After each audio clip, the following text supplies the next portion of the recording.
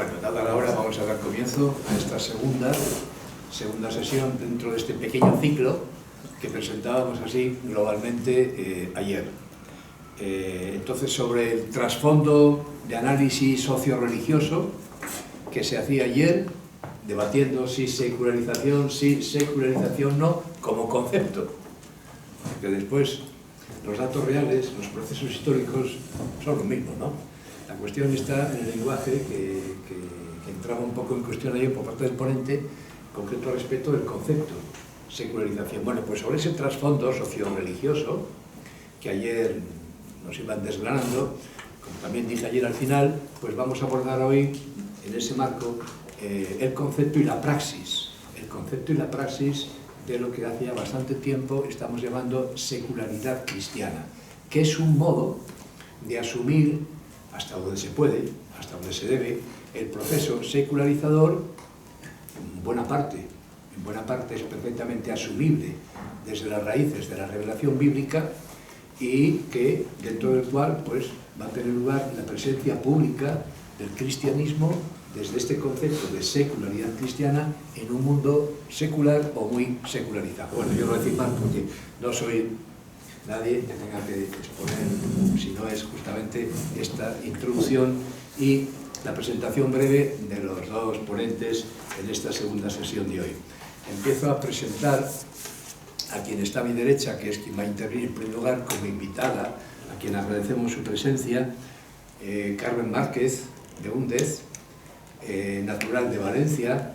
Ella es licenciada en Derecho por la Universidad de Valencia y doctora en Teología por la Universidad Pontificia, comillas, en la cual es profesora, ¿no? Allí imparte actualmente materias como evangelización y culturas, eclesiología y teología ecuménica, y es directora del bachillerato en teología para posgraduados, famoso TUP. Bueno, ella es laica y la hemos invitado, conociéndola y sabiendo de su dedicación a estos temas de los cuales toca hablar hoy. La hemos invitado y ella inmediatamente aceptó la invitación. Yo le agradezco mucho que se haya desplazado al terminar las clases esta mañana hasta Salamanca para estar con nosotros. A mi izquierda Paco, que no sé si lo merece, pero ciertamente necesita poca presentación, ¿no? Francisco Martínez García, de todos bien conocido porque es nuestro decano. Todos sabemos también que es sacerdote de Zamora, doctor en teología por la Universidad Gregoriana de Roma.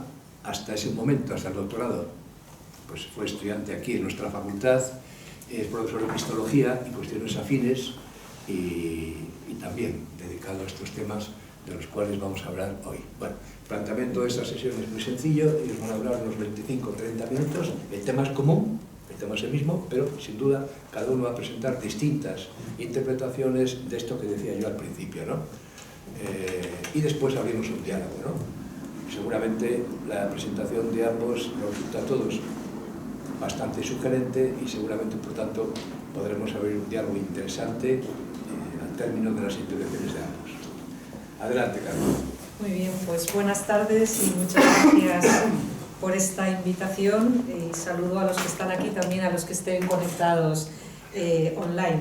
Bueno, cuando me pidió Gonzalo participar aquí, le dije que sí. No sé si lo que he preparado y lo que yo he pensado respecto a esto responde exactamente a lo que pensaba, pero bueno, o si va a ser coincidente, divergente con otras perspectivas, pero bueno, de eso se trata también en hacer un coloquio, ¿no?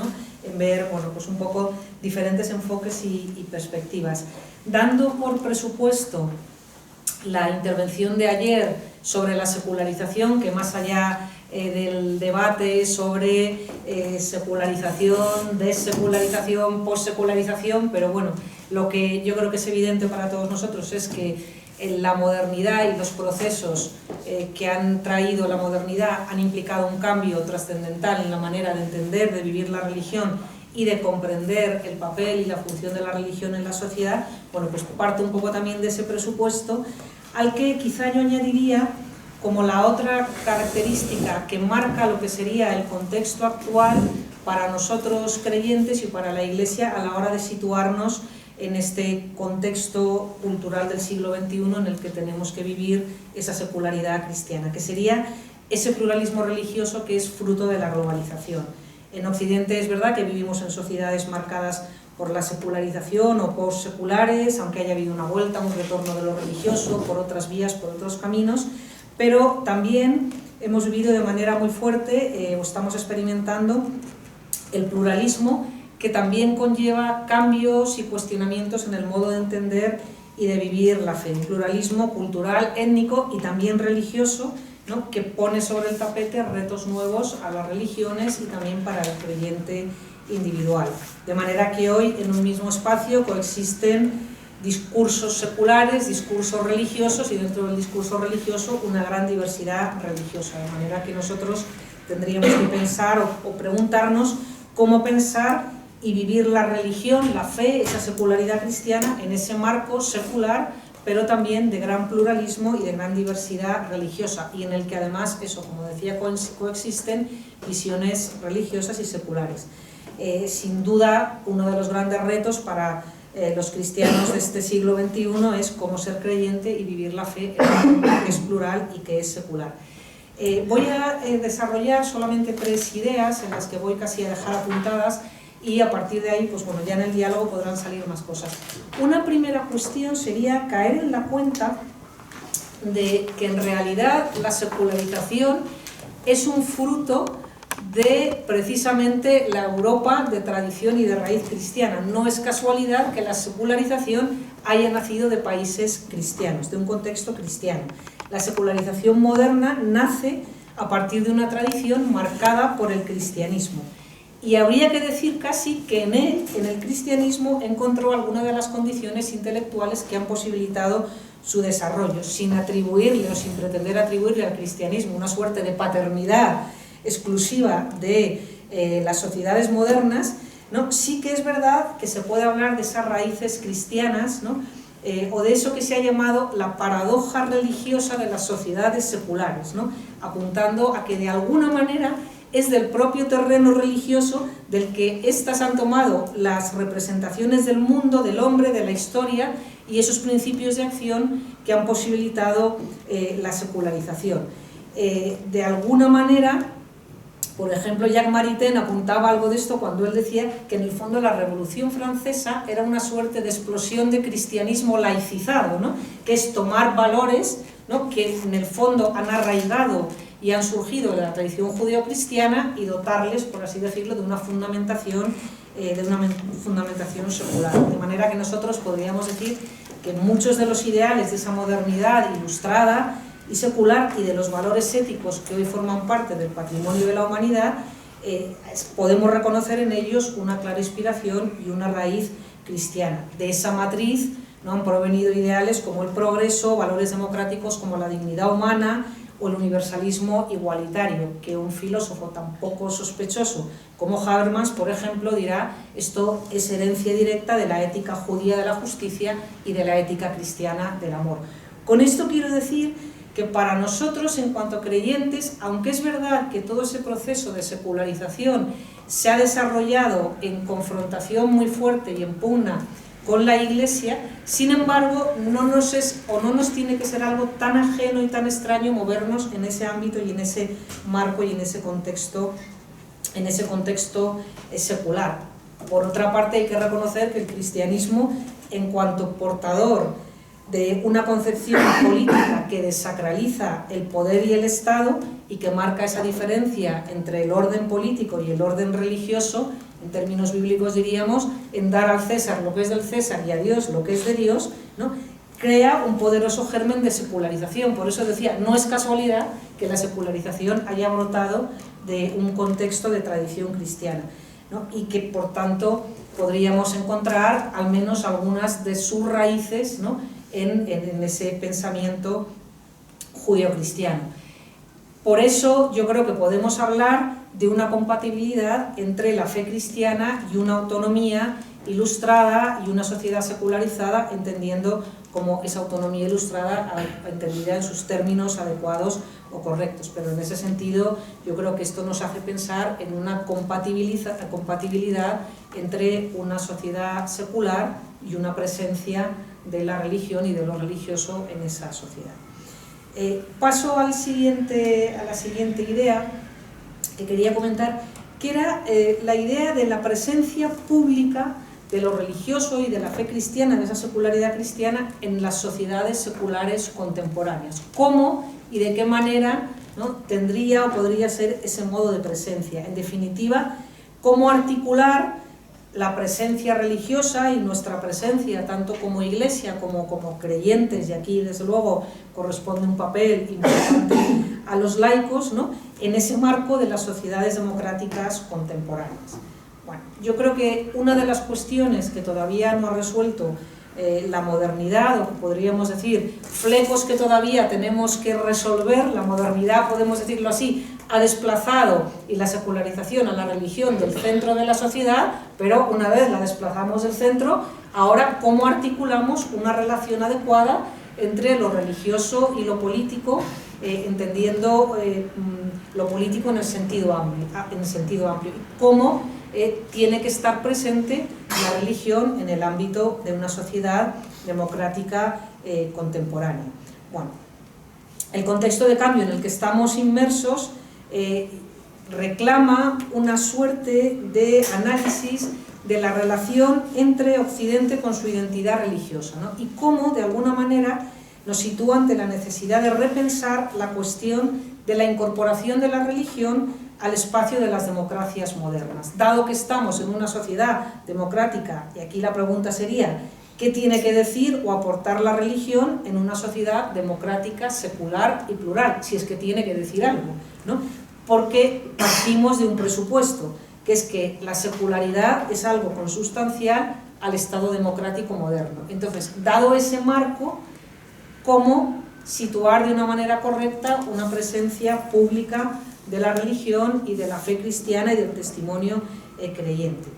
Yo ahí diría que todavía nos encontramos ante la necesidad de alumbrar un sistema de relaciones entre modernidad, laicidad y religión que articule bien estos tres elementos y de manera que esto facilite un marco en el que puedan coexistir presencias seculares, la presencia de la religión, ¿no?, sin que se produzcan excesivos conflictos de alguna manera. En España, si pensamos nosotros en el marco y en el reto que tenemos en nuestro contexto, podríamos decir, o yo diría, hay como dos tareas pendientes. Una, clarificar el papel de la religión y de la Iglesia en una sociedad pluralista, una vez que hemos perdido la hegemonía católica, o sea, una vez que han aparecido una diversidad y se ha reconocido una diversidad religiosa. Entonces, una primera tarea de la Iglesia es cómo nos resituamos en un proceso o en un contexto nuevo de pluralismo religioso, y en segundo lugar, encontrar una manera de articular esa presencia de los distintos grupos religiosos en un espacio, como decía, de creciente pluralismo.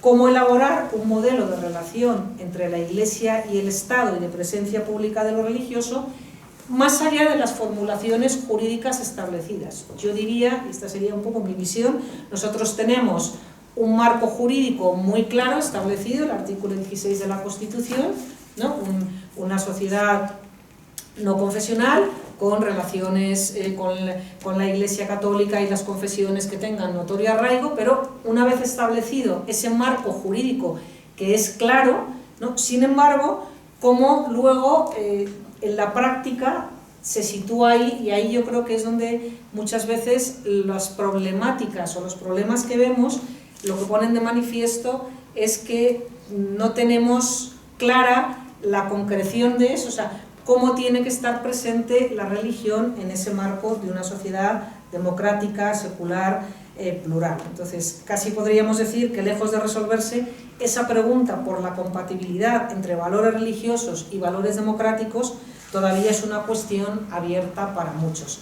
De alguna manera la pregunta sería, ¿son compatibles la democracia laica y la religión pública? ¿Cómo puede contribuir la religión al consenso público? ¿Y cómo puede, de alguna manera, enriquecer la religión, la vida pública, en el marco de una sociedad pluralista?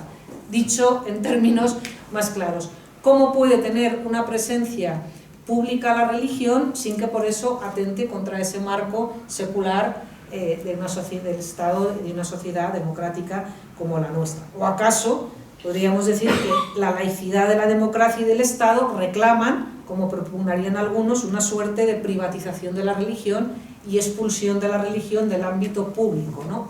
Bueno, usted tenga la fe que quiera, pero en el ámbito privado, porque en el ámbito público no tiene que tener una incidencia, puesto que somos una sociedad aconfesional, secular, plural. Entonces, esto nos sitúa ante esa difícil cuestión de la problemática de la dimensión pública de la religión, cómo estar presentes en el ámbito del espacio público. Si nosotros vamos a los conflictos que solemos ver en prensa y que se suelen suscitar recurrentemente, bien sea las disputas sobre el uso de símbolos religiosos en espacios públicos, complicada con la problemática sobre el Islam, y piensen por ejemplo en el problema, la cuestión del velo, si hay que dejar a una niña que vaya con velo o no a la escuela o no, la presencia de cargos públicos en celebraciones religiosas, controversias como las suscitadas por ejemplo en torno a los modelos de integración en un marco creciente de pluralismo, por qué modelo optar y si tiene que haber una presencia o no de lo religioso. Yo creo que todo ello nos muestra y nos sumerge en un debate, ¿no?, que ha interesado por igual, yo diría, a teólogos y a políticos, y que en el fondo yo creo que son expresión de eso, de que todavía, teniendo el marco jurídico establecido, en lo concreto todavía no hemos logrado en articular una manera de presencia pública de lo religioso, de manera que esto se asuma, vamos a decirlo así, pacíficamente, ¿no? Es una cuestión que siempre suscita controversia, que siempre suscita conflicto. Es verdad que esta tensión atraviesa la historia de las relaciones de Occidente y entre el orden religioso y el orden político, ¿no? Ya Tertuliano preguntaba, ¿no?, qué tiene que ver Atenas con Jerusalén, ¿no? Bueno, pues esta cuestión ha estado ahí permanente y en nuestros días se muestra a través de esa especie de relación conflictiva entre fe cristiana y democracia, ¿no? Claro, en el trasfondo de esta confrontación lo que nos encontramos son cuestiones como, en primer lugar, la libertad religiosa, un marco necesario, el concepto que se tiene de ese derecho y de su regulación jurídica, y por debajo también qué valoración se otorga al fenómeno religioso en la sociedad. Claro, dependiendo de si yo me considero una persona religiosa o no, que la religión tiene algo positivo que aportar a la sociedad y al debate público, tenderé a abrir un espacio para lo religioso en ese debate. Si entiendo que no tiene nada que aportar, bueno, pues usted tenga la fe que tenga, pero en el ámbito de su vida privada. Hoy nos encontramos, como decía, en ese reto de cómo hacer compatibles un modelo de laicidad y una forma de religión y de presencia pública de lo religioso. Para nosotros, en cuanto cristianos, el Concilio Vaticano II ha realizado una contribución importante, sentando sobre todo las bases que han permitido superar los conflictos históricos del pasado, sobre todo, como decía, teniendo en cuenta que en el marco europeo, no así por ejemplo en Estados Unidos, donde religión y modernidad pudieron ir de la mano, ¿no? Sin embargo, en Europa es verdad que mientras por una parte la Ilustración, la modernidad se enfrentaron o renegaron del Evangelio y del cristianismo, por otra parte hay que decir que las fuerzas directrices de las capas sociales católicas combatían las aspiraciones democráticas en nombre de la religión, de manera que aquí se generó una ruptura que solamente en el Concilio Vaticano II esa ruptura se logró de alguna manera subsanar. Entonces el Concilio Vaticano II deja establecido el marco adecuado para ese replanteamiento de relaciones entre la Iglesia y los estados modernos, y también para una presencia pública de la religión y de la fe cristiana en el ámbito de las sociedades seculares democráticas. En el Concilio Vaticano II, sobre todo en el decreto de libertad religiosa, se proclama el principio de libertad religiosa, y a partir, sobre todo en Gaudium et Spes, se defiende esa teonomía compatible con la autonomía humana y se acepta una secularidad legítima en términos cristianos, sin emplear el término secularización, que no lo utiliza, pero es verdad que reconoce en esa expresión transitada la justa autonomía de las realidades terrenas, no como una forma de hacer concesiones, no nos queda más remedio, sino precisamente proclamando que el origen de esa autonomía se encuentra precisamente en la creación, en virtud de la cual todas las cosas están dotadas de consistencia, de verdad y de bondad propia. Entonces, desde esa lectura teológica de la realidad, ¿no?, la realidad tiene consistencia por sí misma, ¿no?, y por tanto, a partir de ahí cabe plantear las relaciones desde otro marco. Se abre con ello, por tanto, una vía de acercamiento y de avance en la relación entre política y religión. Sobre esa base, podríamos decir, se apunta hacia una sana laicidad que esté alejada, por una parte, tanto del confesionalismo, como por otra parte, de un laicismo que por un lado no reconoce esa dimensión religiosa en la vida humana y que por otro lado rechaza la presencia pública de lo religioso. Y se aboga por una laicidad auténtica que, respetando la autonomía de los diversos órdenes y sin interferir en una injerencia en el ámbito de lo político, reconoce la realidad del hecho religioso en las sociedades seculares y también el espacio para una presencia y una voz pública de lo religioso. Ahí. Bueno. El Papa Francisco, por ejemplo, ponía de relieve, y es una de las ideas, por ejemplo, tanto en Laudato Si como en la encíclica Fratelli Tutti, en el que insiste que las religiones, y en particular el cristianismo, tienen una gran contribución que realizar al futuro de las sociedades y al bienestar de las sociedades. La Iglesia, ¿no?, dice Francisco, no relega su misión al ámbito de lo privado, y no puede hacerlo, no puede ni debe quedarse al margen de la construcción de un mundo mejor. Y aquí sí que yo creo que una de las reivindicaciones de la Iglesia y del cristianismo sería el luchar de alguna manera contra esa visión privatizadora de la religión que ha estado muy en la base de la concepción del liberalismo político, ¿no?, donde, bueno, la religión es algo que debe pertenecer al ámbito privado de la gente, pero que no debe trascender al ámbito de lo público y de lo político.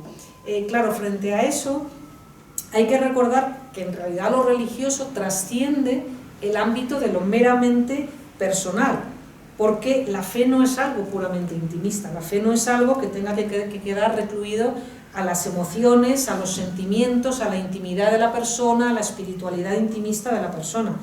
Las religiones, no solo el cristianismo, todas las grandes religiones no son doctrinas abstractas para el alma en soledad, podríamos decir, sino proyectos de convivencia humana que implican una transformación social. En términos cristianos diríamos de construcción del reino en nuestro mundo.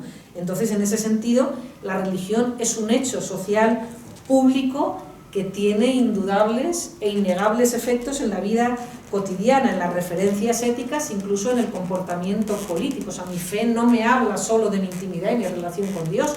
Mi fe me dice y me da pautas sobre cómo conducirme en la sociedad, en el ámbito familiar, en el ámbito laboral, en el ámbito político, en el ámbito público. Yo en mi trabajo tendré que plantearme desde la ética creyente cómo actuar, cómo comportarme en mi trabajo, a la hora de votar, a la hora de conducirme, a la hora, nosotros podríamos decir ahora, del estilo de vida que yo llevo. Bueno, cómo me planteo si está alineado, por ejemplo, con lo que el Papa Francisco nos pide en la Laudato Si, con pensar que detrás de mí vienen generaciones por detrás. O sea, mi comportamiento está también informado e iluminado por los principios de mi fe. Entonces, en ese sentido, como decía, la religión es un hecho social público, y pensar en esa concepción privatista de la religión, en el fondo, es mutilar a la religión de una dimensión que es fundamental, que es pública y que es fundamental. Por tanto, la religión, podríamos decir, afirmar que la religión es una cuestión pública no equivale a defender la tesis que la religión tiene que estructurar o debe estructurar el orden político, sociocultural o moral, ¿no?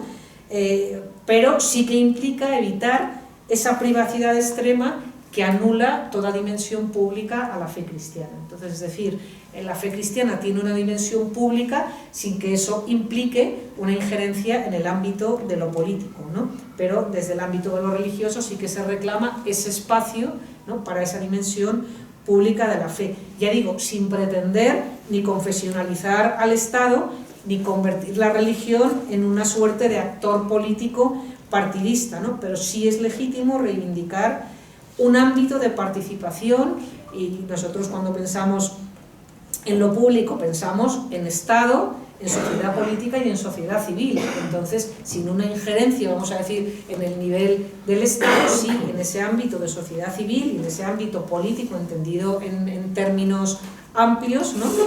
Porque la neutralidad, podríamos decir, de un Estado democrático no debe significar la anulación del planteamiento religioso en el ámbito y en el debate público, sobre todo desde la convicción creyente de que la religión y la fe cristiana tiene algo que aportar a la contribución de un mundo mejor. Entonces, desde ese presupuesto es desde los creyentes nos situamos en el ámbito público, ¿no?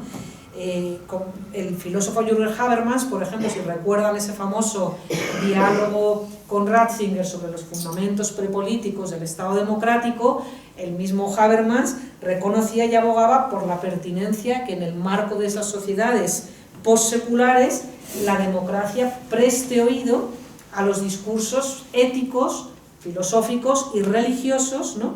Y sobre todo a rescatar las posibilidades éticas de la religión. Bienvenidas sean las religiones, ¿no? Y el discurso ético que pueda contribuir al funcionamiento y a la mejora de las sociedades democráticas, siempre, dirá él, que argumenten desde unos presupuestos que puedan ser asumibles por todos, ¿no? Pero en ese sentido, por eso yo creo que entender esa secularidad y ese marco de las sociedades seculares bien entendidas y cómo articular esa presencia adecuada pública de lo religioso y de la fe cristiana, bueno, yo creo que es uno de las grandes cuestiones que estarían un poco en el debate y que habría que pensar y repensar. Y como digo, que todavía no está solucionado cuando muestran, ¿no?, todos estos conflictos que siempre vemos en prensa, ¿no? Si tiene que haber clase de religión o no tiene que haberla, si tiene que haber un símbolo religioso o no, si tiene, teniendo en cuenta, por otra parte, que claro, la religión es religión, pero es también cultura, y en el marco de una sociedad como la española, pues claro, mucho de la cultura es también cultura religiosa. Entonces eso genera también, bueno, pues otro elemento añadido a todo este debate. Por último, y para no alargarme en el tiempo, simplemente apuntar cómo tendría que ser una tercera idea. Yo diría que para nosotros la manera de vivir nuestra secularidad cristiana en el marco de estas sociedades sería desde dos actitudes, que serían el diálogo y eso que el Papa Francisco ha denominado la cultura del encuentro y el encuentro. Una cuestión que solamente la apunto y a lo mejor en el diálogo se puede retomar. Yo creo que en el contexto nuestro uno de los grandes retos que tenemos es prestar atención a cómo configuramos las identidades religiosas, cómo se configura hoy la identidad religiosa. Y esto, por ejemplo, en la encíclica Fratelli Tutti, ahí el Papa Francisco insiste, ¿no? Cómo, yo creo que si hay una pregunta y una cuestión que está a debate, siempre es la cuestión de la identidad nacional, la identidad personal, la identidad religiosa. ¿Por qué? Pues porque en el marco de una sociedad como la nuestra, plural, que por una parte tiene el extremo del relativismo, de esa pérdida de identidad, y por otra parte esa suerte de reafirmación identitaria que puede devenir en una comprensión o en una concepción fundamentalista de lo religioso. Para nosotros el reto está cómo situarnos ahí desde una identidad religiosa bien arraigada, pero abierta al diálogo y abierta al encuentro con nosotros. Yo creo que este es uno de los grandes retos. José María Mardones, este sacerdote y sociólogo español, que yo creo que yo cada vez que me pongo a estudiar estas cuestiones siempre echo de menos y digo qué pena porque hemos perdido uno de los grandes analistas del fenómeno religioso. Él, cuando estudiaba fundamentalismo, decía que el fundamentalismo, tal y como hoy lo estamos viviendo, es un fenómeno moderno, que surge con la modernidad y de los problemas que se derivan de la modernidad. O sea que de alguna manera el fundamentalismo, podríamos decir, es algo así como una forma defensiva de espiritualidad que busca una suerte de atrincheramiento ante un contexto plural donde uno tiene la sensación de que la identidad religiosa se puede ver diluida. Entonces, el gran reto sería, sin caer por una parte en esa suerte de disolución de la identidad, ¿no?, una identidad religiosa, sobre todo porque sin identidad no hay diálogo, uno no puede dialogar si no es desde la propia identidad, pero un poco esta cuestión como una cuestión que yo creo que a futuro en esas sociedades plurales cada vez va a ser más importante y cada vez también va a ser más necesario que el creyente, que el cristiano tenga una formación sólida, ¿no? Precisamente porque uno vive su fe, vamos a decirlo así hoy, más a la intemperie, que no es más negativo, pero sí que una fe no en un contexto donde como culturalmente todo el mundo es cristiano, tu fe se encuentra, vamos a decirlo así, protegida, acompañada, asistida socialmente y culturalmente, sino que uno tiene que dar razón de su fe, tiene que dialogar con gente que tiene otros credos religiosos, con visiones seculares, ¿no? Y entonces esto yo creo que es uno de los grandes retos para vivir esa secularidad cristiana en un marco de una sociedad secular. Yo ya me detengo aquí, así me paso. Oye, pero muchas gracias. Paco, a continuación. Muy bien, muchas buenas tardes. Y lo que me ha propuesto Gonzalo es un ejercicio penitencial de Cuaresma. Desde solo 20 minutos. Los que me conocen ya saben que esto para mí es un ejercicio penitencial. Bien, voy a distribuir mi reflexión en dos partes. Una del ámbito más institucional o estructural o religioso de la secularidad, o en relación a la secularidad, y otro más en el ámbito de lo que podríamos llamar espiritual. El título que nos daban era La secularidad cristiana en un mundo secularizado, lo cual supone que se podría hablar de la secularidad cristiana en otro tipo de mundo. ¿Pero cuál es el otro tipo de mundo? El otro tipo de mundo fundamentalmente, el alternativo, es el mundo sacral, en el que Dios está participando en la vida del mundo. Pues bien, cuando las propuestas de la teología de la secularización que han reflexionado sobre este tema dicen, como decía Carmen al principio, que el judaísmo y después el cristianismo han provocado una nueva forma de comprender el mundo porque lo han desacralizado. Y esta sería la gran aportación. ¿Qué significa desacralizarlo? Pues fundamentalmente que vendrían a decir, Dios libera al hombre de un Dios opresivo, dándole una libertad creativa en el mundo. Esto sería más o menos lo que habría hecho o lo que propondría la revelación judeocristiana. Un Dios que se presenta liberándolo de un Dios que se mete en todas las áreas, que lo tiene todo configurado y que por tanto la libertad del hombre queda tan restringida simplemente aceptar lo que se es, sin más. Por tanto, estas teologías de la secularización lo que dicen es que la experiencia judeocristiana ha dado un paso adelante sobre las sociedades sacrales, redefiniendo desde la revelación a Dios. En cualquier caso, esto lo dicen en el siglo XX. Esto supone que este mundo sacral no se ha perdido en el ámbito judeocristiano, sino que ha continuado durante toda su historia y lo vemos todavía en nuestras experiencias tanto eclesiales estructurales como en las experiencias espirituales personales. Pero ahora estamos en un mundo secularizado. ¿A qué llamamos un mundo secularizado? En el ámbito de relación con Dios. Un mundo que se ha desenganchado y olvidado a Dios, donde Dios ha desaparecido. Decía Ortega y Gasset en 1926. Hay épocas de un odio de gran fuga lejos de lo divino, en que esta enorme montaña de Dios, una enorme montaña de Dios, llega casi a desaparecer del horizonte. Esto es lo que sería lo que llamamos la secularidad en el ámbito estrictamente no sociológico, no estatal, sino religioso. En este tipo de sociedad en la que no es perceptible la presencia de Dios, porque lo sacral y lo que representa a la presencia de Dios, lo religioso, queda diluido a ámbitos escondidos, ¿no? ¿Qué puesto tendría la secularidad cristiana? Pues fundamentalmente yo creo que dos. El primero es defendernos de una vuelta al mundo sacral, pero desde el ámbito secular. ¿A qué me refiero? A los dioses seculares. Lo curioso es que la secularidad moderna o la modernidad, habiendo eliminado a Dios del horizonte, ha constituido absolutos que han oprimido igualmente o más a los mismos individuos que quería liberar. ¿Cuáles son estos? El Estado, la ciencia, la nación, y algunos hablan fundamentalmente hoy el individuo como absoluto. En este sentido, la secularidad cristiana, que no es la ausencia de Dios, sino la presencia de un Dios que libera de un Dios opresivo, esta secularidad cristiana ayudaría a la lucha contra la idolatría o contra las idolatrías seculares.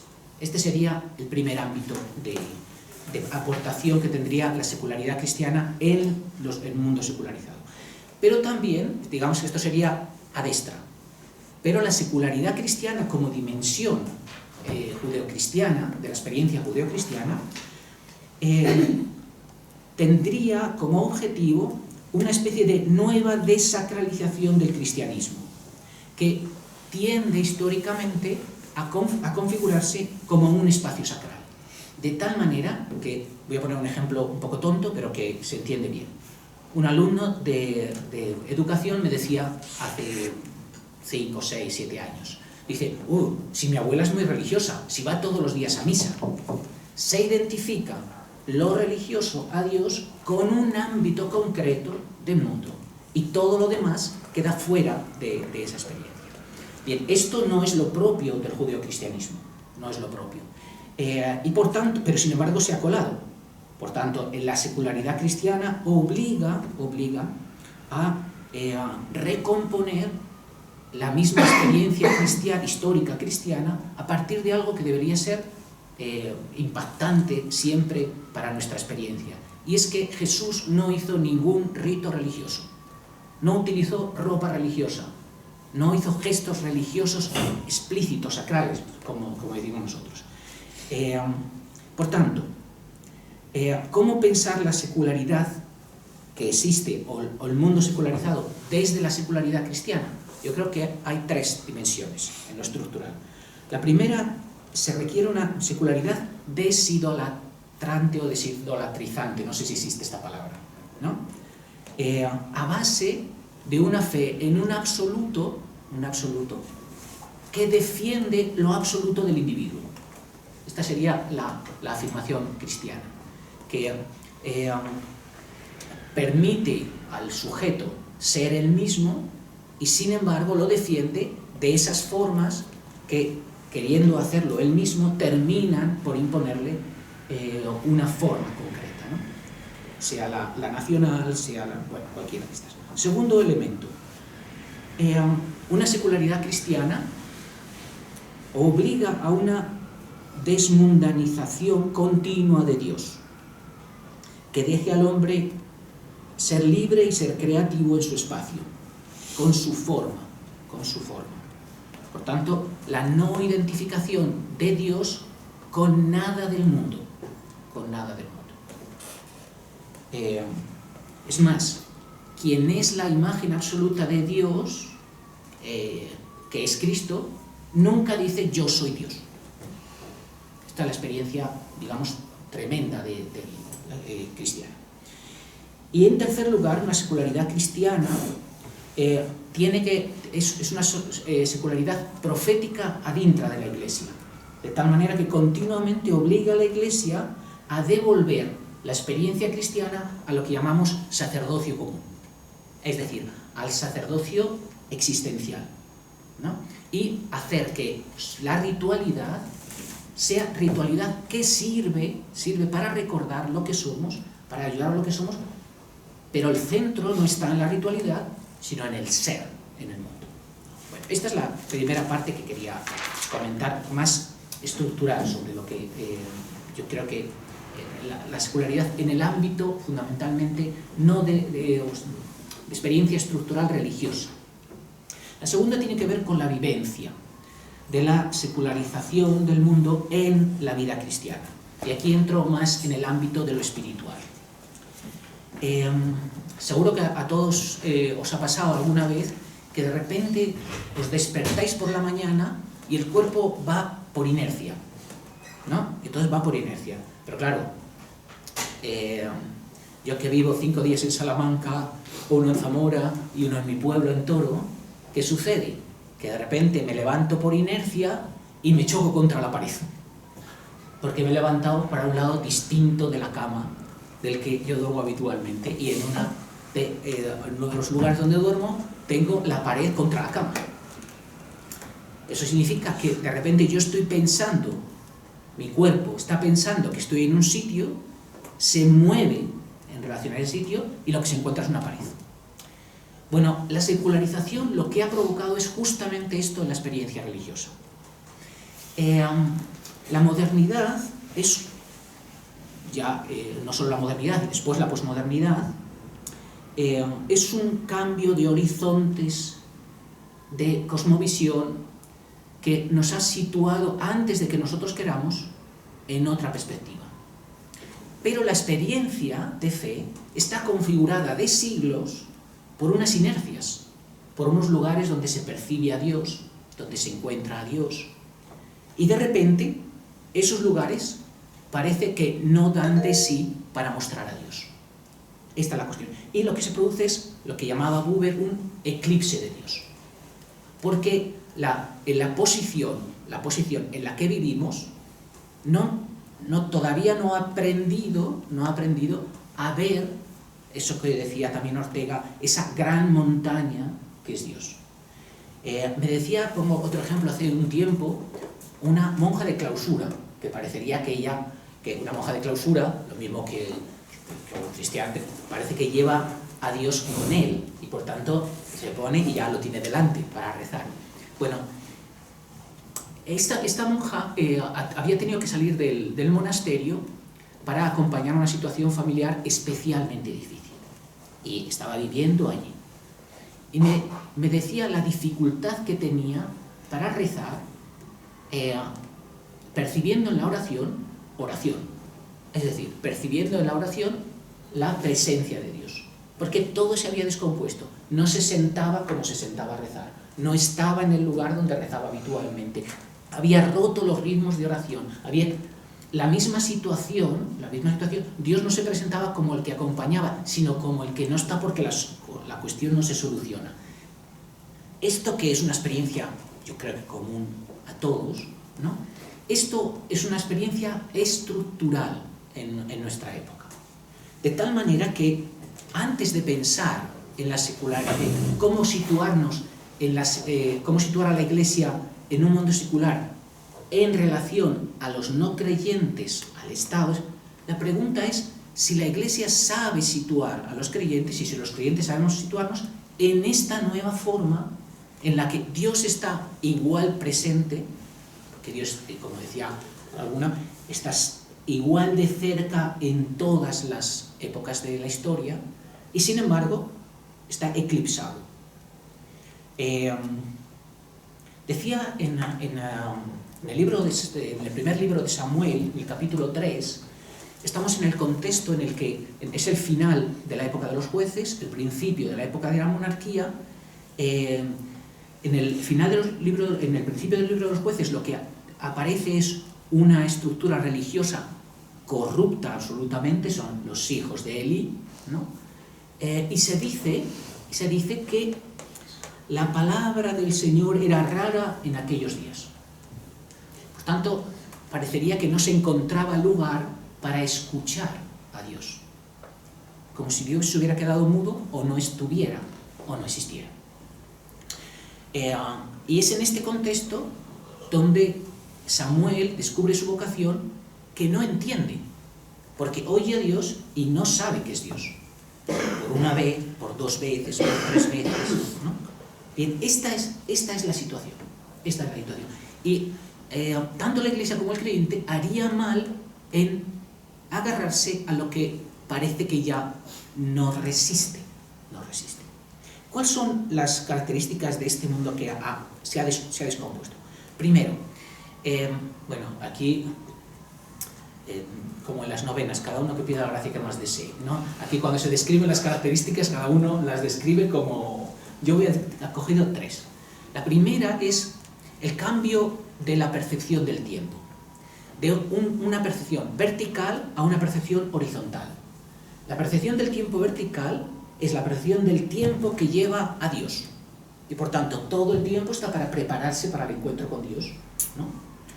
Sin embargo, en la modernidad esto ha cambiado, y la percepción del tiempo es horizontal, y por tanto, por ejemplo, no se habla de prepararse para el juicio de Dios, sino para el juicio de la historia que juzgará. Esta es una expresión, ¿no? Este es uno de los elementos. Y por tanto, en nuestra predicación se acabó eso de asustar con el juicio. Y de pensar que uno dice que esto ha desaparecido de nuestro imaginario, ¿no? Segundo, la afirmación de la vida corriente y su valor, de la individualidad y de las cosas concretas. Esto en nuestro horizonte, no en nuestra cultura actual de la posmodernidad, sino en nuestro horizonte de la modernidad es central. El centro es la individualidad que tiene valor.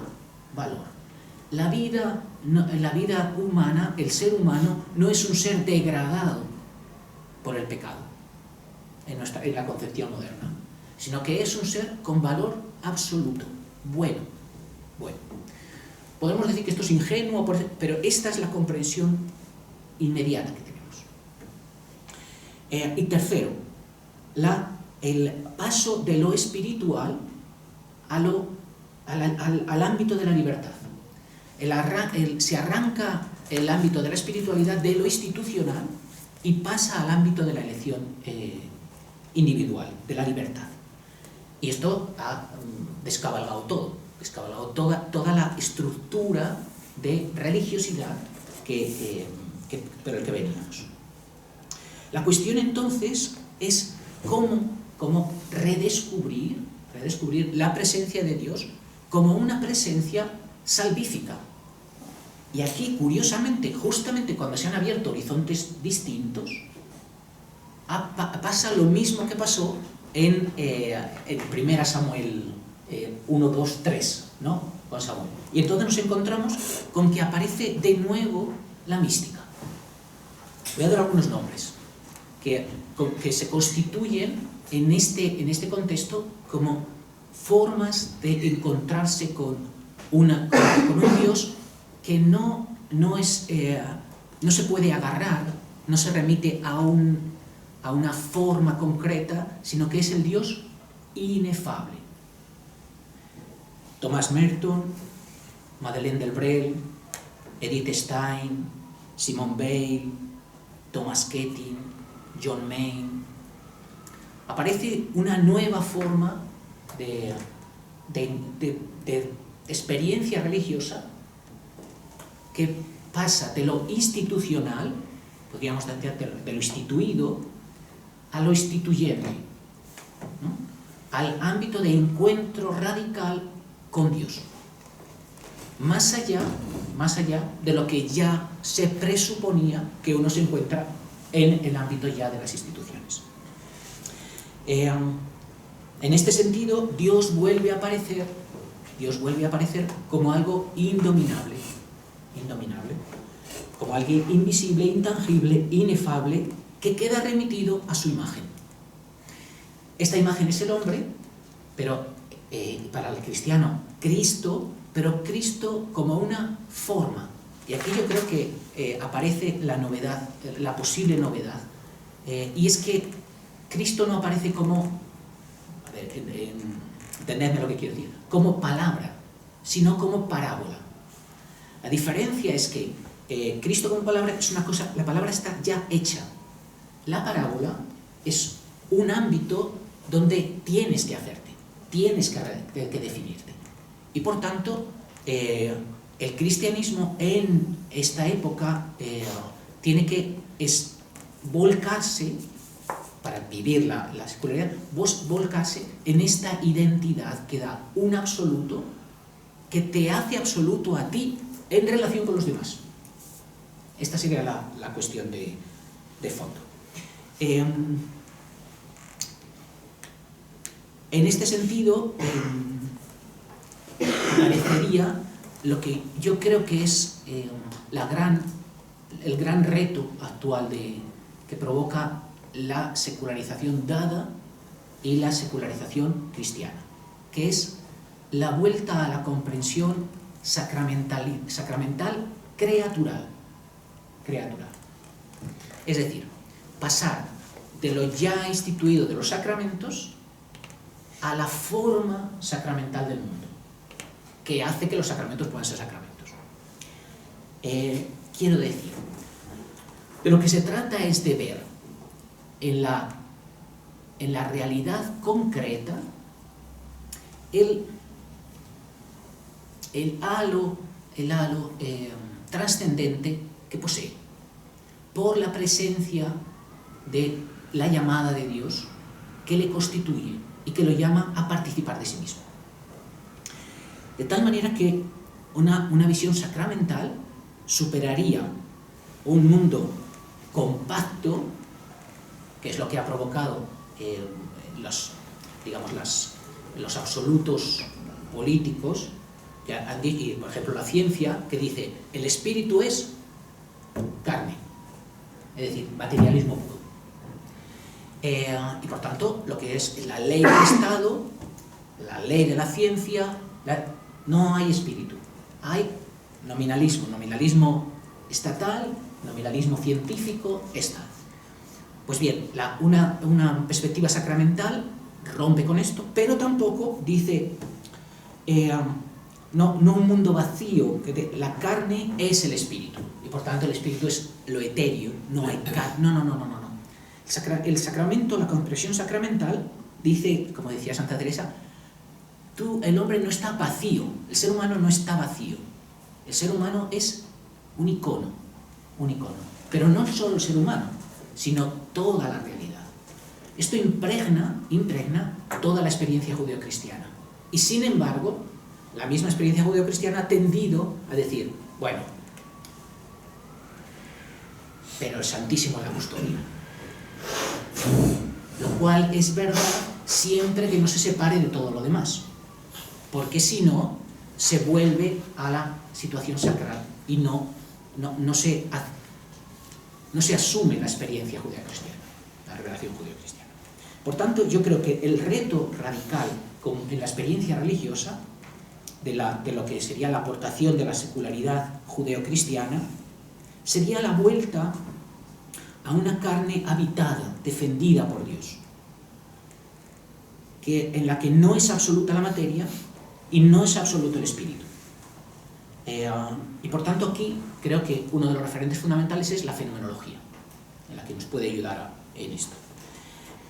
Y esto significa que, y yo creo que aquí, no sé si se ha reflexionado mucho esto, pero citaba Carmen las dos encíclicas Fratelli Tutti y Laudato Si, que apuntan directamente a esta sacramentalidad creatural de las relaciones humanas y de las relaciones del mundo,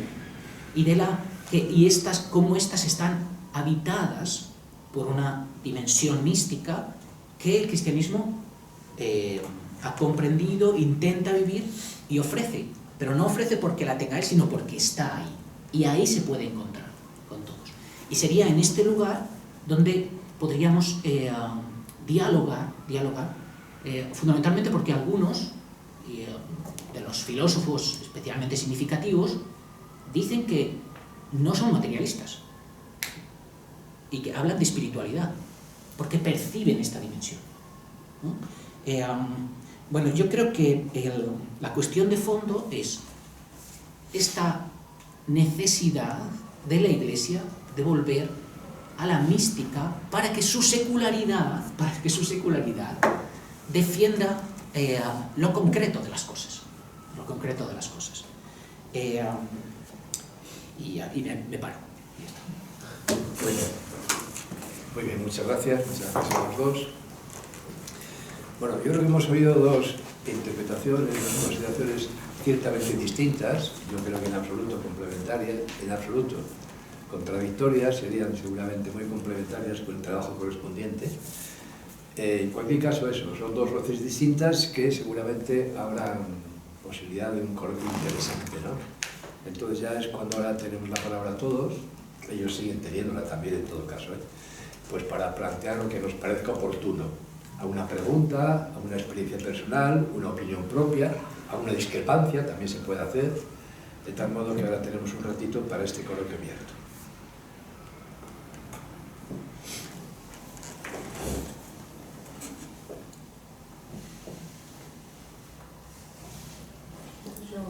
Yo hablo, si me permite, el profesor Tejerina. Agradezco a los dos la exposición. Hay un punto que me ha venido rondando en las dos exposiciones. En ambos casos hablar de la religión, de lo religioso, que comparto, pero tengo la sensación de que en la sociedad en la que vivimos el problema no es tanto el de la violencia de lo religioso, que lo es, o de las religiones, como las instituciones religiosas y su peso social, político y la búsqueda de su posición en las sociedades. Entonces, la reflexión de fondo va, ¿es el mismo discurso al hablar de secularización en relación con lo religioso que secularización y estar pensando en las instituciones religiosas y en concreto en la Iglesia? El problema en España creo que no es tanto en la cuestión de la religión o las religiones como la forma concreta de la Iglesia Católica de España, tanto de esta como adintra. Es decir, si me voy a la parte de la mística y demás, digo, si el problema no es la encontrar formas nuevas de ver a Dios o Dios en una forma distinta, sino el qué hacemos y cómo vivimos cuando buscas formas distintas y las formas tradicionales te siguen siendo las mayoritarias, pesan como una losa o vuelves a ello. O sea, cómo convivir no la secularización y lo religioso, sino la secularización y las estructuras religiosas asentadas. Es una de las reflexiones que trae detrás. Y otra es la cuestión de qué papel juega la digitalización en la cuestión de la secularización contemporánea. Como la profesora Márquez decía, una serie de elementos, pues la globalización y demás. Yo digo, la digitalización yo creo que ha tenido un peso, o tiene un peso muy fuerte en la secularización. Y el otro elemento es la cuestión medioambiental. Pues han entrado la datos sí en las dos exposiciones, pero seguimos pensando cuando hablamos de dimensión religiosa únicamente en el ser humano y seguimos perdiendo en la dimensión de creación toda la creación. Lo dejo aquí y creo que eso nos hace daño, o sea, acentúa la secularización. Hemos perdido una visión global de lo que somos en el marco de la vida. Dos observaciones. Sí, una de las cosas que comentaba es esto lo tomaba la idea de Teobal, que ha marcado la modernidad en relación a lo religioso, es el paso de lo espiritual al ámbito de la libertad, que es la ruptura con lo institucional, con lo instituido. Esto es así incluso cuando funciona bien lo institucional, no solo cuando tiene una historia quebrada. Entre otras cosas, porque no pasa solo con la religión, sino pasa con todas las instituciones. Y esto es un reto para una fe como la cristiana, que tiene un componente institucional central, que es la tradición apostólica, ¿no? La cuestión es cómo se armoniza y, desde luego, la forma en la que la tenemos parece que no funciona mucho. En respecto a lo que decías de la digitalización,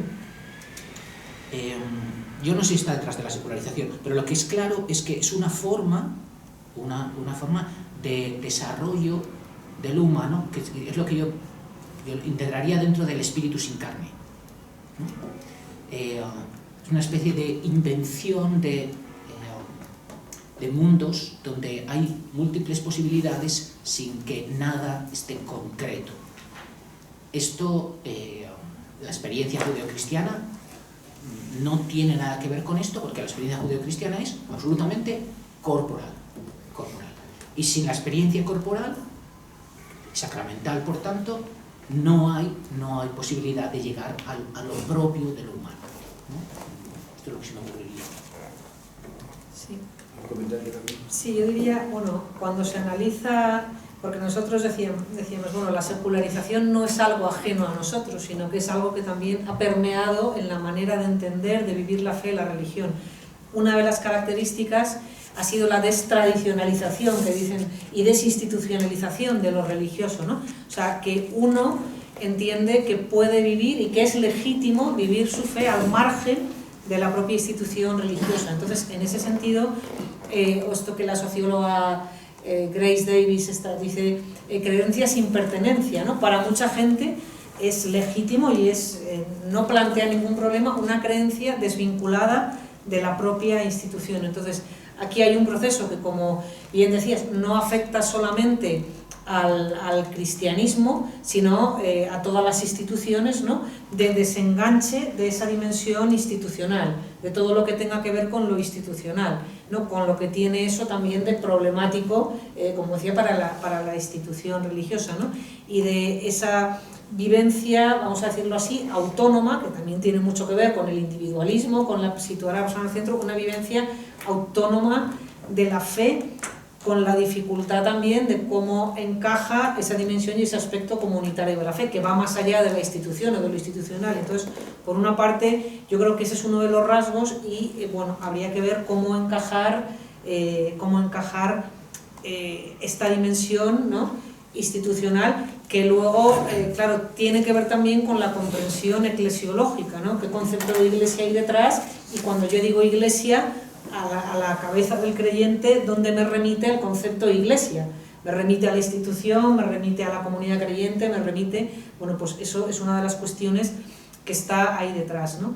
Yo cuando preguntabas lo de la digitalización, me acordaba, me salía el nombre, bueno, un sociólogo de la religión español, está ahora en Georgetown, él decía, tiene una frase que dice algo así como que la globalización es la nueva filosofía del espacio que ha venido a sustituir al progreso como antigua filosofía de la historia, ¿no? Entonces, que de alguna manera hoy la globalización es el marco, ¿no? que nos condiciona y donde todavía está por ver, y la digitalización entraría dentro de ese nuevo marco de dilatación del espacio, ¿no?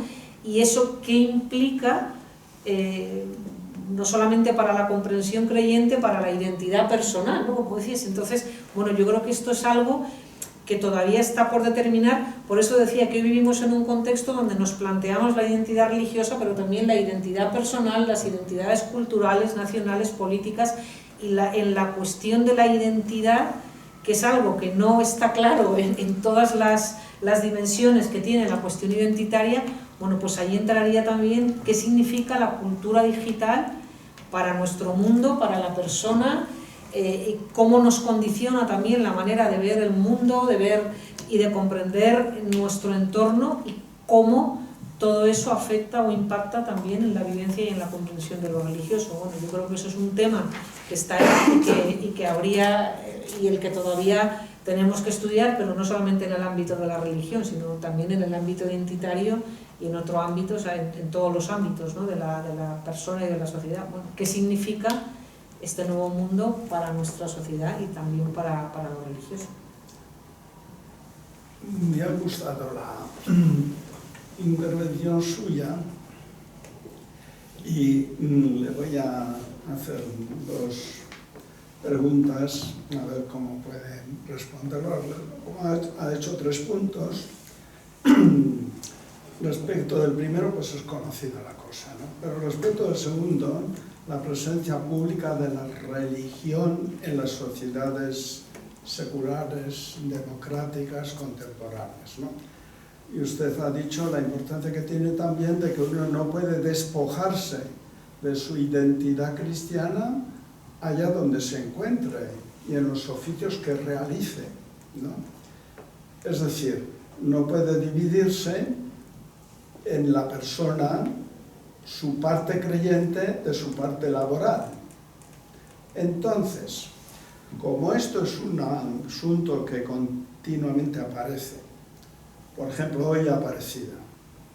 La primera nación cristiana, la hija primogénita de la Iglesia, que es Francia, acaba de introducir, por lo menos el lunes ya parece que eso es claro, en la Constitución el derecho al aborto.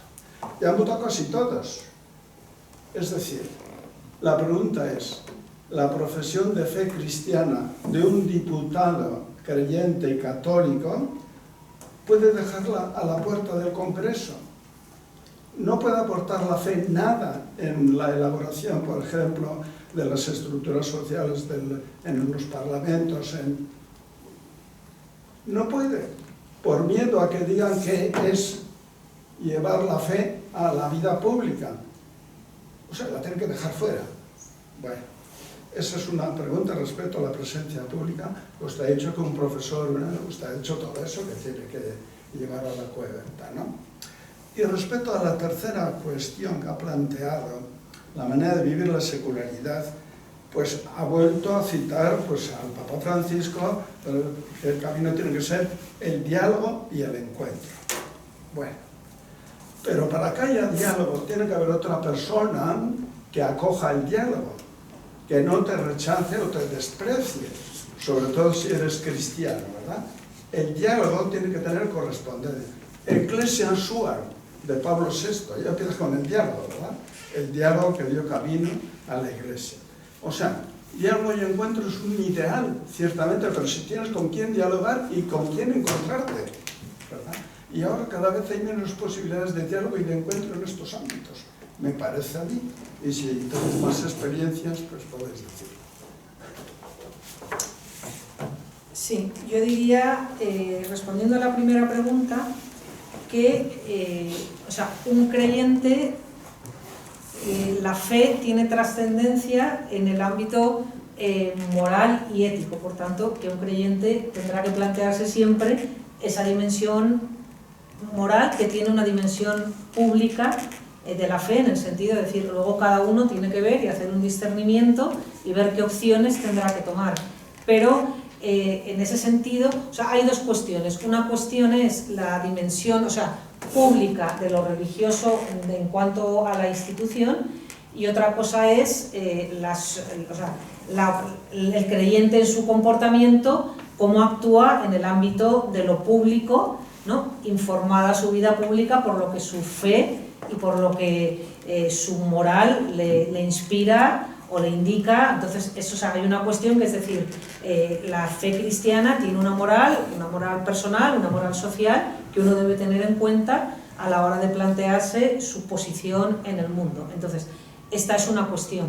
Otra cuestión es que en el marco de una sociedad, como decíamos, aconfesional, plural y democrática, esa presencia de lo religioso tiene que tener siempre en cuenta que yo que yo tengo que argumentar desde unos presupuestos teniendo en cuenta que no solamente están creyentes y que cuando se va a legislar o se va a regular no solamente que se regula para toda la sociedad, que es una sociedad plural, con visiones religiosas diferentes y con visiones seculares. Entonces, por eso decía que la presencia de lo religioso tiene que ser una presencia que aporte, que contribuya, pero teniendo en cuenta el marco político en el que nos movemos y en el que se sitúa. Luego otra cosa son las opciones personales y lo que uno en conciencia y en discernimiento con su fe piense y decida qué tiene que hacer, pero son dos ámbitos distintos. O sea, una cuestión es la presencia de lo religioso y de lo cristiano en el ámbito público, y luego otra cosa es ya personalmente cada uno como en conciencia y en discernimiento con su fe decida en una situación concreta lo que tiene que hacer en el ámbito laboral, político o en el ámbito que sea. Y otra cosa es la Iglesia en cuanto institución, o sea, qué presencia y qué voz reivindica la Iglesia en cuanto institución religiosa en un país en referente a un asunto concreto o un asunto que puede ser esto, puede ser en el ámbito de la crisis, pues si es procedente que la Iglesia haga un documento y diga, pues nosotros hacemos una lectura, por ejemplo, de la crisis económica, como hizo la Iglesia, donde decimos esto, decimos esto, decimos esto. Entonces, son esos dos ámbitos. Una cosa es que la Iglesia, en cuanto voz pública cómo se puede articular e integrar esa voz en el marco de una sociedad plural, y luego otra cosa es la opción creyente, o sea, el discernimiento que cada creyente haga en un caso concreto. A propósito del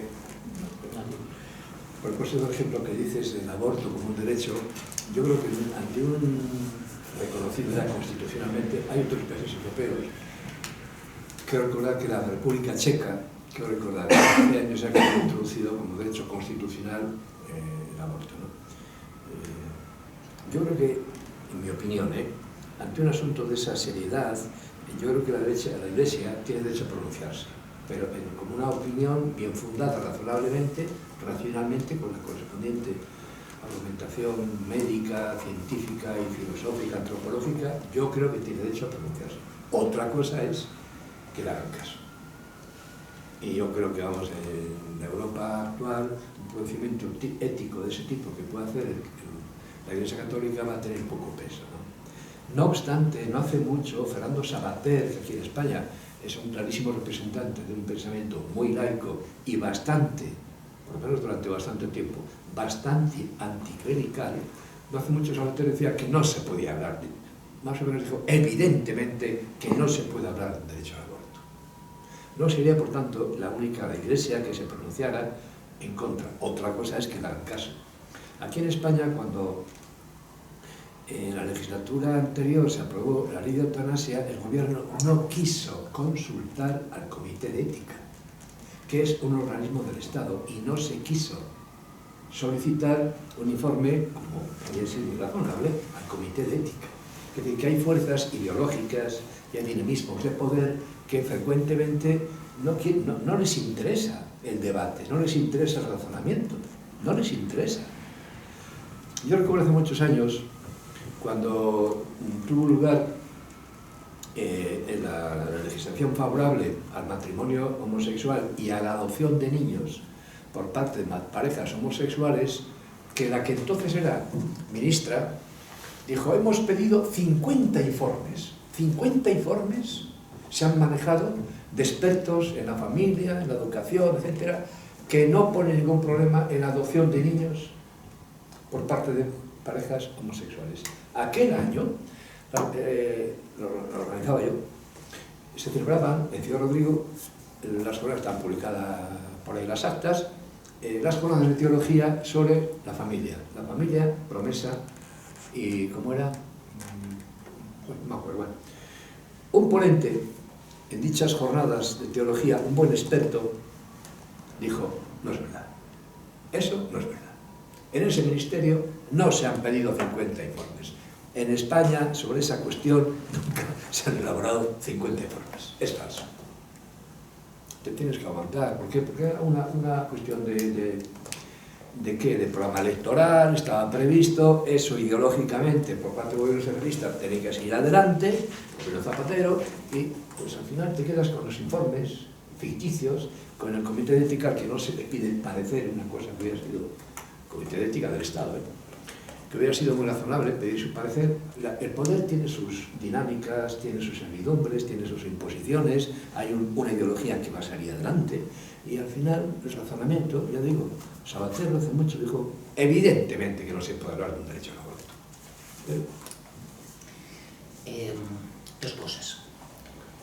A nosotros nos sorprende eso porque venimos de una sociedad absolutamente cristiana, configurada por lo cristiano y estructurada sin posibilidad de que lo no cristiano tuviera influencia en la legislación. Pero no siempre el cristianismo ha vivido así y no siempre vive así. Y no se deja de ser cristiano en otras épocas donde no tenían absoluta influencia en lo legal. Absoluta. Primera cosa. Segundo, el poder tiene sus intereses, no sé cuánto, el poder estatal y el poder religioso. Quiero decir que el tema del no pedir informes, no consultar, bueno, lo conocemos fuera y dentro. Al final esto es una cuestión, digamos, de pecado estructural humano. Y tercero, no se dialoga solo con quien quiere dialogar. Y no es eso, y utilizar ese argumento es muy peligroso, porque daría la sensación de que si no quieren dialogar contigo, lo único que queda es la imposición de la verdad y del bien. Pero eso es justamente lo que han hecho determinados movimientos políticos. No, cuando Ecclesiam Suam y cuando el Papa dice que hay que dialogar, no está hablando del hecho en sí del diálogo, sino de la actitud con la que se va al encuentro con otros. Y eso que recoge Pablo VI de la Revelación es la forma de ser de Dios, que dialoga con los hombres aunque los hombres no quieran dialogar con él. Y por tanto, cuando se habla de diálogo no se está diciendo si tú dialogas el otro se va a sentar contigo. No. Eso muchas veces no pasa. Pero lo que dice Ecclesiam Suam y yo creo que lo que dice el Papa Francisco es que o vamos de esa manera, o primero no tenemos nada que decir, y segundo, nos separamos de la forma de la misma revelación. ¿No? Yo creo que esto es importante. No tiene alguien... Esta mañana en un seminario decía un alumno, y si tú das posibilidades una vez y otra y el otro no te hace caso, entonces ¿qué hacemos? Pues nosotros los cristianos decimos, pues morir en la cruz, porque esa es la revelación, ¿no? Es decir, el otro no nos responde, ¿y qué toca? Pues el diálogo se hace como oferta última martirial.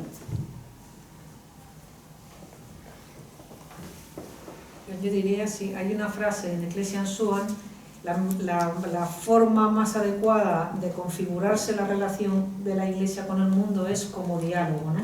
En ese sentido, ¿no? Desde esa actitud dialógica, que lo que implica es el reconocimiento del otro como interlocutor. Luego, otra cosa es el otro cómo responde, ¿no? Pero en cuanto a actitud, ¿no? Hacia el mundo y hacia el reconocimiento del otro como un interlocutor válido. Luego las posibilidades reales serán las que sean, ¿no? Pero desde esa actitud de apertura, ¿no? De salida hacia el encuentro del otro, del mundo, de las realidades del mundo. Yo te añadiría también, por ejemplo, el ejemplo de la ley sobre la eutanasia es un ejemplo muy claro, ¿no?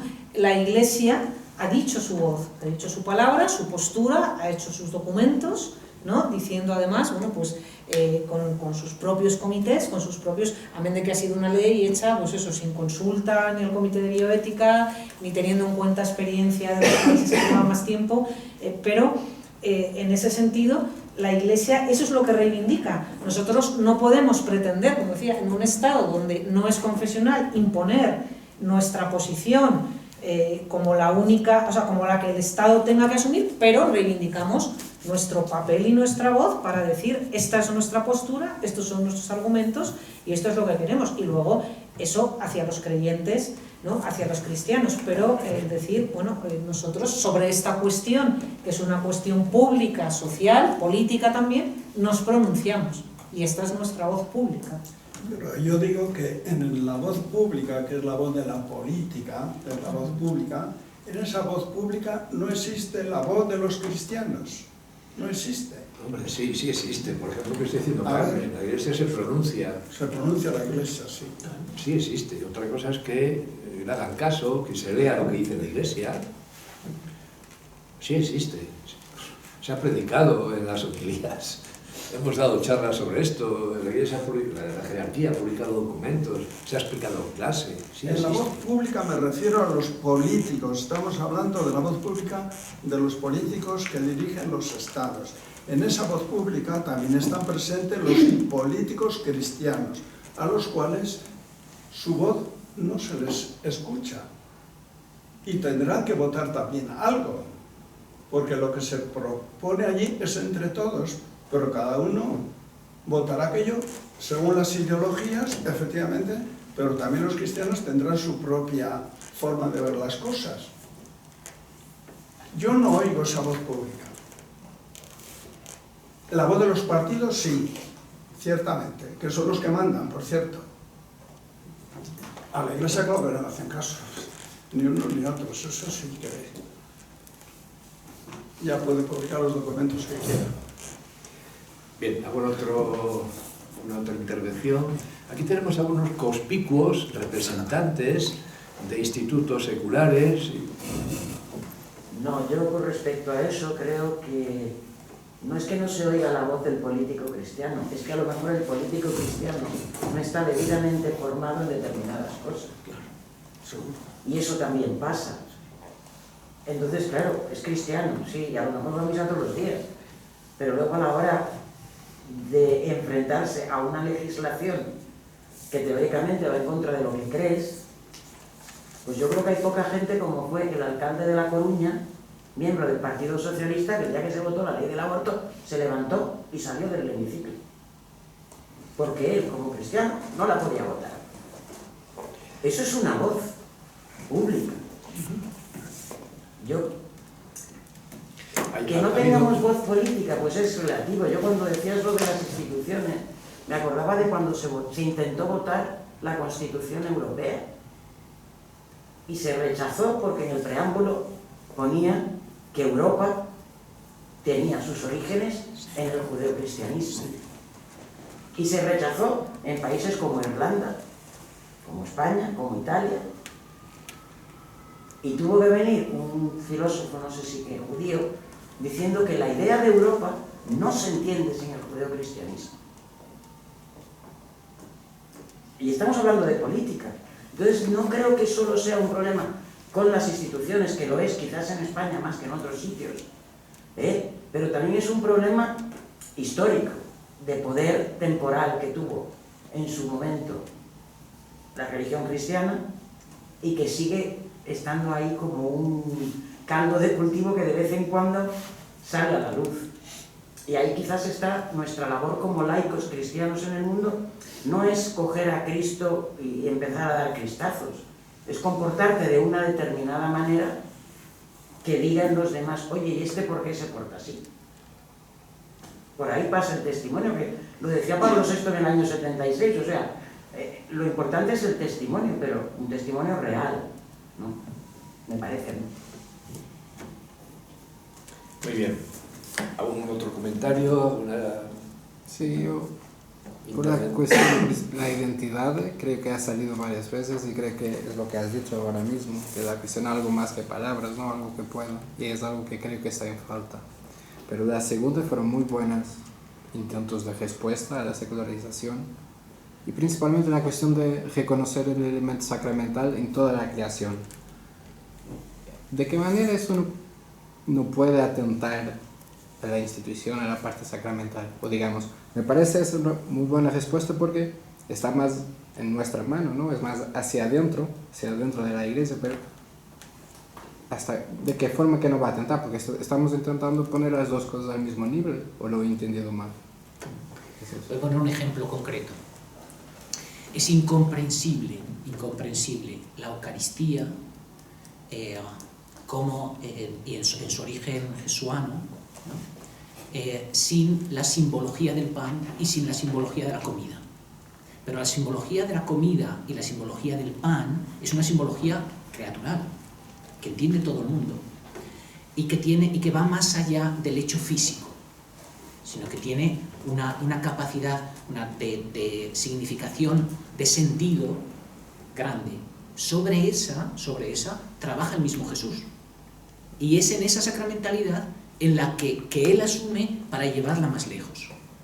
Entonces, cuando la sacramentalidad cristiana se desarraiga de las significaciones básicas de lo humano, entonces es incomprensible. Se hace como un ámbito distinto de la... O sea, la historia y la creación tendría dos ámbitos. El ámbito sin Dios y el ámbito donde está Dios, ¿no? El otro día encontraba, valga este ejemplo, en Facebook una fotografía de un devoto muy devoto. Y entonces estaba el plano era de un frontal de una iglesia, donde estaba el sagrario y encima una cruz. Y había dibujado dos flechas, una que daba al sagrario y otra que daba a la cruz. Y en la que daba al sagrario decía, aquí está Dios. Y en la que daba a la cruz decía, aquí no está Dios. Esa forma de partir la realidad entre sí y no, todo o nada, no es la judeocristiana. No es la judeocristiana. Sino que la judeocristiana da como, si dijéramos, es por capas de significación que van diciendo más y haciendo decir más. De tal manera que al final uno dice, no, aquí está de una manera distinta, especial, significativa, vale, pero no sin lo otro. No sin lo otro. Si no, decía un niño, dice, no, es que yo no creo eso, catequista, yo no creo eso. Dice, pero ¿cómo no vas a creer esto? Si ahí está Cristo. Dice, no, sí eso lo creo. Lo que no creo es que eso sea pan.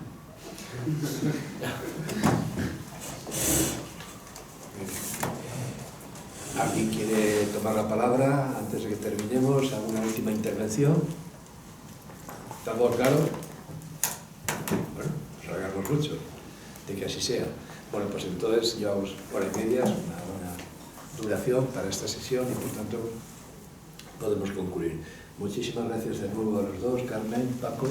Un saludo muy cordial a los televidentes, ¿no? A los que se han conectado y han seguido esta sesión pues a través de la cobertura digital. Tenemos aquí el ingeniero que nos acompañó ayer, Juanto, y nos ha acompañado hoy también. Muchas gracias por este soporte técnico que nos permite llegar muy lejos, ¿no? Bueno, había una tercera, como dije ayer, ¿no? Una tercera sesión prevista inicialmente, de momento no ha podido ser, en otra ocasión seguramente volvamos a ello. Muchas gracias y hasta entonces.